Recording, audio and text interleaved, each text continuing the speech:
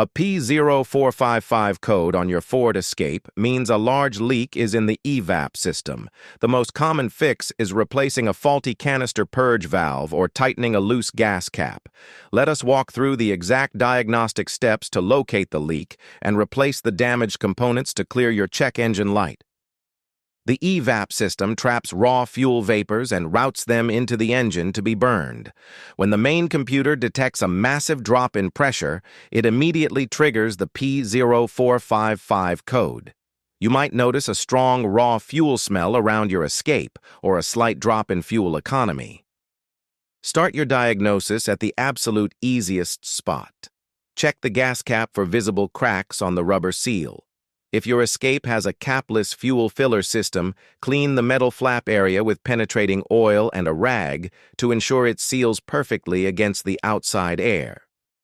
If the fuel filler area is perfectly fine, move under the hood to the EVAP canister purge valve. This small plastic valve sits right on top of the engine near the intake manifold. Over time, the internal mechanical diaphragm gets stuck in the open position. You can test it by unplugging the electrical connector and the attached vacuum line. If you feel a continuous vacuum pull on your finger while the engine is running, the valve is internally broken and needs immediate replacement. Sometimes the issue is located under the vehicle near the plastic gas tank. The EVAP vent solenoid or the main charcoal canister might have physical damage from heavy road debris.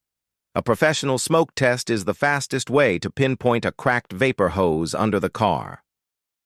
Replacing a broken purge valve takes 10 minutes and basic hand tools.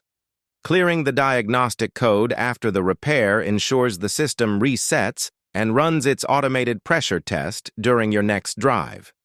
Fixing this prevents unnecessary strain on your emission system and restores normal vehicle operation.